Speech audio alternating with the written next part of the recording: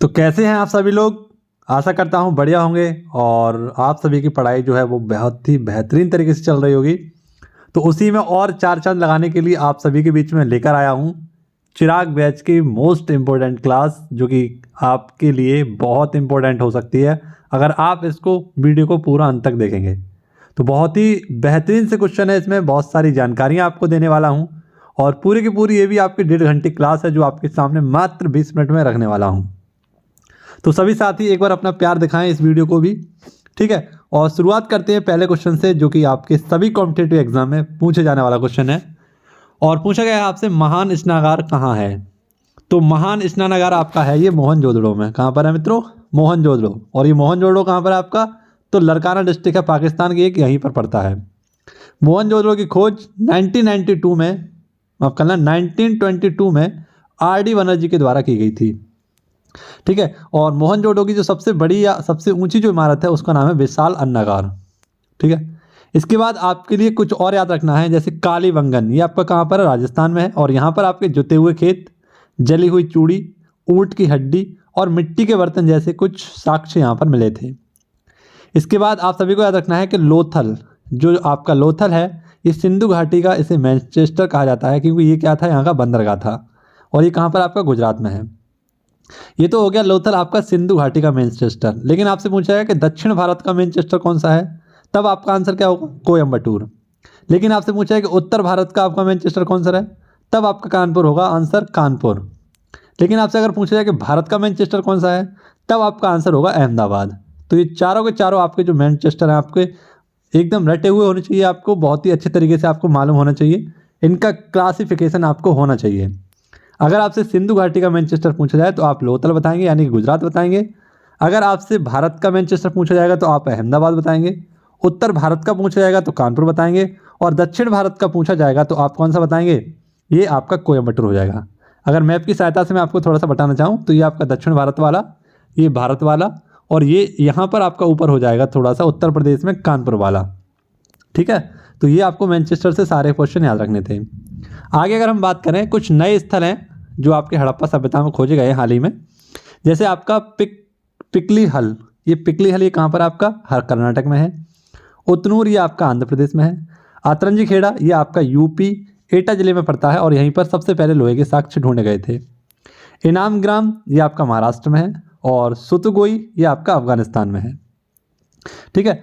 क्योंकि आगे जो क्वेश्चन आने वाले हैं वो और भी ज़्यादा इंपॉर्टेंट होंगे, बहुत सारी जानकारियाँ आपको देने वाला हूँ। पूरे के पूरे 20 क्वेश्चन आपके लिए लेकर आया हूँ चिराग बैच के इस बेहतरीन सी क्लास के, जो आपके लिए प्रैक्टिस सेट के साथ साथ आपको बहुत सारी चीज़ें सिखाती है, बहुत सारी चीज़ों के बारे में आपको जानकारी देती है, ठीक है। तो यहाँ से भी आपके क्वेश्चन फंसने वाले हैं, ऐसा मेरा मानना है। देखिए भीमबेटका की गुफाएँ, भीमबेटका की गुफाएँ ये आपकी कहाँ पर है? मध्य प्रदेश में है।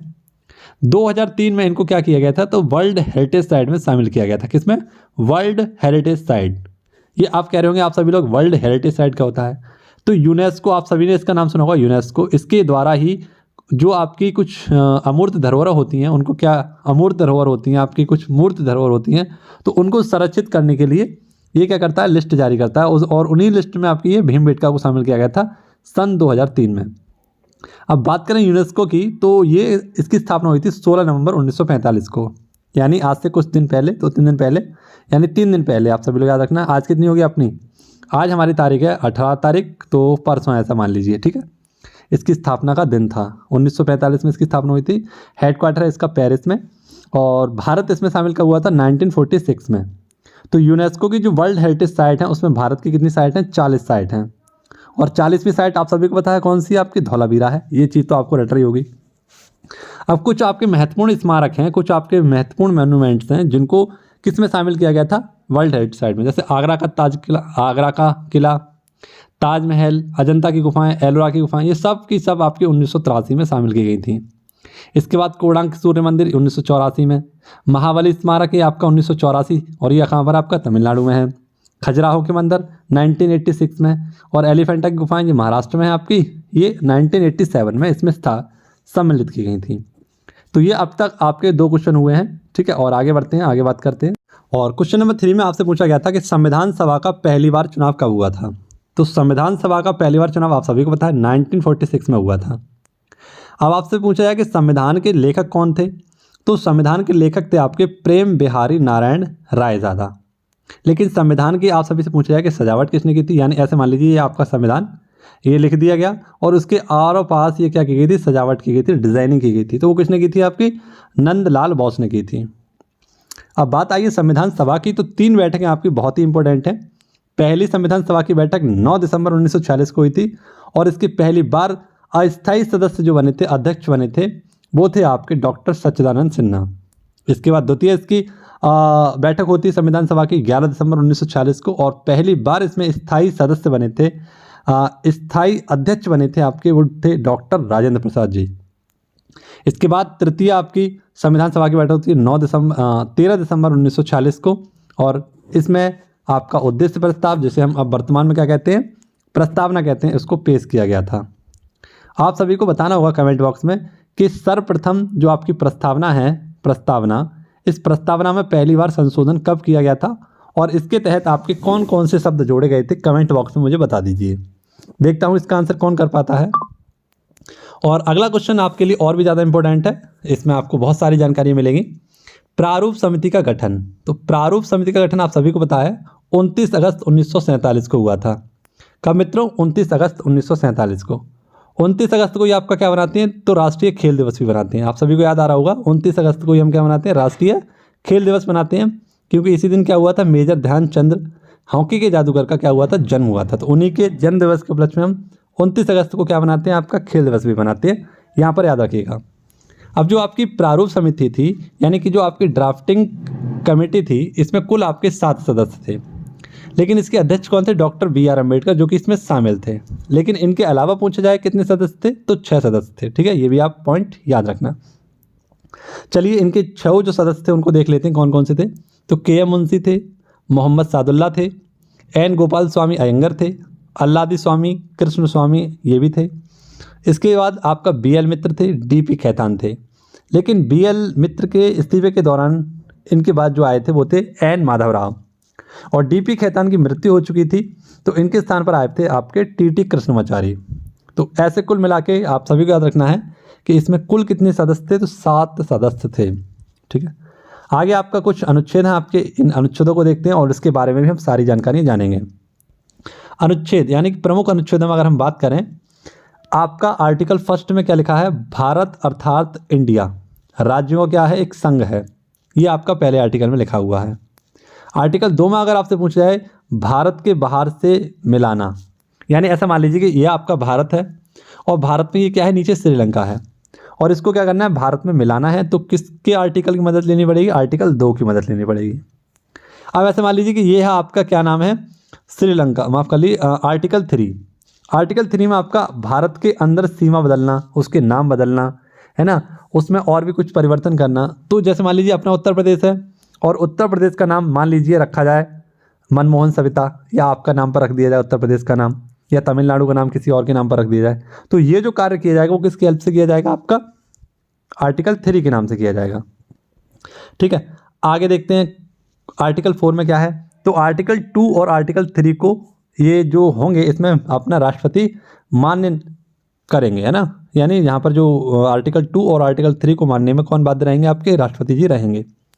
अब आप सभी लोग कह रहेंगे कि आर्टिकल 2 का प्रयोग कब किया गया था, तो आर्टिकल 2 का प्रयोग आप सभी को पता है एक सिक्किम राज्य था, इसके लिए किया गया था, जो कि इसका अपना 22वां राज्य बना था, क्योंकि एक 35वां संविधान संशोधन हुआ था 1974 में, तो उसके तहत सिक्किम का भारत में क्या किया गया था, विलय किया गया। और उसके बाद एक और संविधान संशोधन हुआ 36वां संविधान संशोधन 1975 के तहत इसे भारतीय राज्य का दर्जा दे दिया गया और ये भारत का 22वां राज्य बन गया। आपका कौन सा राज्य बन गया, 22वां राज्य बन गया। अब कमेंट बॉक्स में आप सभी लोग मुझे 26वां राज्य, 27वां राज्य और 28वां राज्य कौन सा है, और हाल ही में इसी माह में यानी नवंबर माह में इनका क्या बनाया गया है, बर्थडे बनाया गया है, इन राज्यों के नाम बता दीजिए। तब तक मैं आपको भारत के बाद अब ब्रह्मांड की यानी कि सौर मंडल की सैर करा देता हूँ आपको। तो सौर मंडल के कुछ क्वेश्चन है आपके लिए, जैसे सौर मंडल में आपका 8 ग्रह होते हैं और आपके एक सूर्य होता है, इसके बाद आपके कुछ शुद्ध ग्रह भी होते हैं, तो उनके बारे में जान लेते हैं आपके कौन कौन सी बातें हैं। जैसे सूर्य से दूरी बढ़ते देखें अगर ग्रहों की, तो सूर्य से बढ़ती हुई दूरी के अनुसार आपका कौन सा है, बुध है, शुक्र है, उसके बाद पृथ्वी है, मंगल है, बृहस्पति है, शनि है, अरुण है और वरुण है। ठीक है, बुध का कोई भी उपग्रह नहीं है, शुक्र का कोई उपग्रह नहीं है, पृथ्वी का एकमात्र उपग्रह चंद्रमा है और मंगल के 2 उपग्रह हैं जिसका नाम है डिवोस और फीबोस। ठीक है, अगर आकार के अनुसार देखा जाए कि आकार के अनुसार अगर ग्रहों को लगाया जाए तो सबसे पहला आएगा आपका बृहस्पति, उसके बाद आपका शनि, उसके बाद अरुण, वरुण, पृथ्वी, शुक्र, मंगल और उसके बाद आता है आपका बुध। तो पृथ्वी की स्थिति आपसे पूछी जाए सूर्य के अनुसार तीसरे स्थान पर है ना, और आकार के स्थान में देखा जाए तो 5वें स्थान पर है। तो आप इससे किसी भी आंसर को कर सकते हैं। अगर आपसे सबसे छोटा ग्रह पूछा जाए तो आप बुध बता सकते हैं, सबसे बड़ा ग्रह पूछा जाए तो आप बृहस्पति बता सकते हैं, सूर्य से सबसे दूरी पर स्थित पूछा जाए तो वरुण हो सकता है, सूर्य के सबसे नज़दीक कौन सा है तो आप सभी को याद रखना है बुध है। ठीक है, अगर आपसे पूछा है कि पृथ्वी के सबसे नज़दीक कौन सा ग्रह है तब आपका राइट आंसर होगा शुक्र। यहाँ पर आपको मंगल नहीं करना है क्योंकि मंगल और शुक्र के बीच में आपकी पृथ्वी पड़ रही है, लेकिन दूरी किसके साथ कम है, शुक्र के साथ।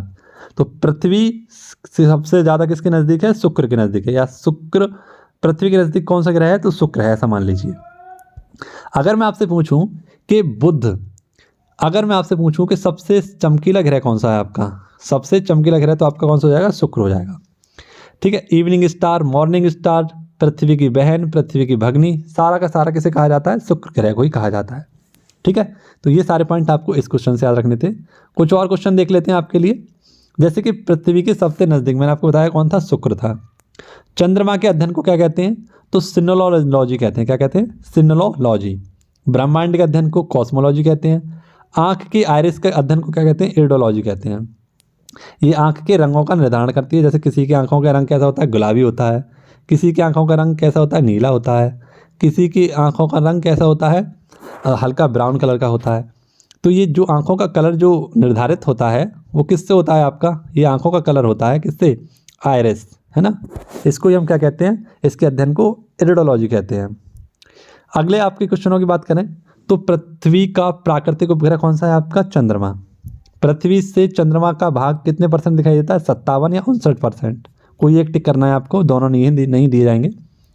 पृथ्वी की परिक्रमा कितने दिन में करते हैं, यानी पृथ्वी के जो चंद्रमा है वो कितने दिन में परिक्रमा कर देता है। यहाँ पर चंद्रमा लिखना भूल गया हूँ, तो 27 दिन 7 घंटा 43 मिनट में चंद्रमा पृथ्वी की परिक्रमा कर देता है। चंद्रमा का प्रकाश पृथ्वी पर कितने सेकंड में पहुंचता है तो 1.3 सेकंड में पहुंच जाता है। चंद्रमा की सबसे ऊंची चोटी तो लिमनेट्स 10,648 मीटर की है ये। ठीक है, आप सभी को याद रखना है यहाँ पर।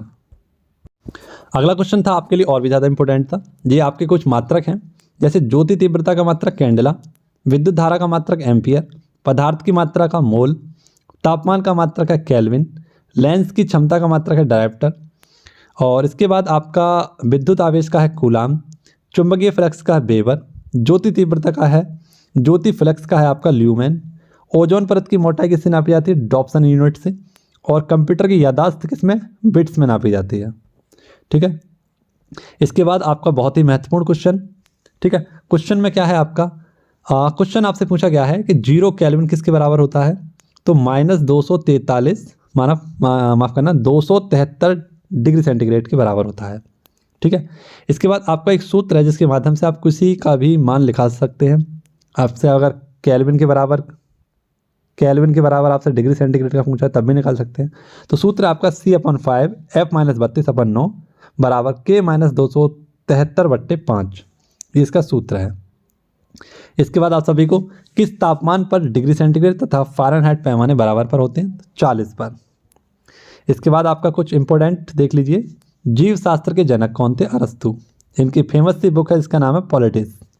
ठीक है, रिपब्लिक किसकी पुस्तक है, प्लूटो की है। अर्थशास्त्र किसकी पुस्तक है, विष्णुगुप्त यानी कि आपकी चाणक्य की है। भूगर्भ शास्त्र किसकी पुस्तक है, या भूगर्भ शास्त्र के जनक कौन है, माफ करना पुस्तक नहीं, जेम्स हटन। वनस्पति शास्त्र के जनक कौन है तो आप सभी को पता है थियोफ्रैक्टस। और जैव विकासवाद के जनक कौन है, डार्विन। लगा दो आग पानी में जवानी उससे कहते हैं, और छील ले सिलेक्शन कहानी उससे कहते हैं। ना संघर्ष ना तकलीफ तो क्या खाक मजा है जीने में, अच्छे अच्छे तूफान ढल जाते हैं जब आग लगी हो सीने में। ठीक है, तो मोटिवेशन कोई भी हो बस क्या होना चाहिए, दिल में लगना चाहिए। ठीक है, चलिए क्वेश्चन नंबर 10 देखते हैं आपका, हरित क्रांति। हरित क्रांति यानी कि आपका ग्रीन रेवोल्यूशन, पहली बार ये कब आया था? 1966 से 1967 के बीच में, ये फर्स्ट फेज था इसका। और सेकंड फेज था इसका 1980 से 1984, है ना, इसके मध्य आया था सेकंड फेज।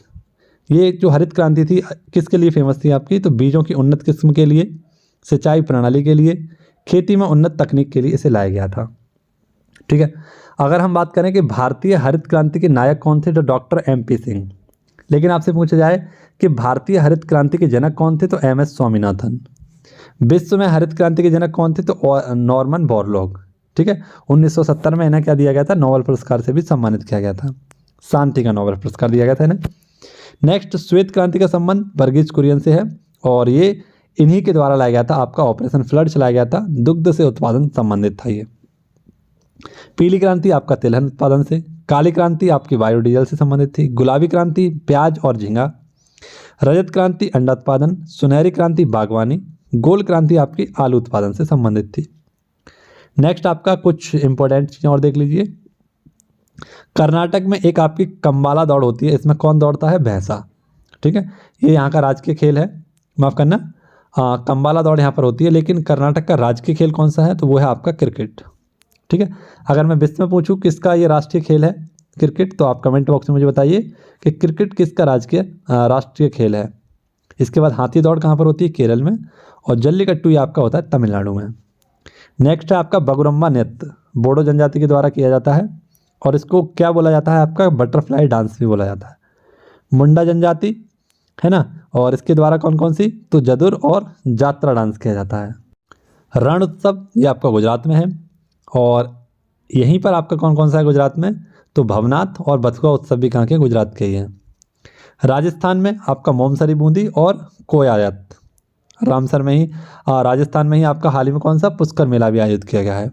महाराष्ट्र में आपका कोला उत्सव और गुड़ी पड़वा उत्सव दोनों यहीं पर मनाए जाते हैं।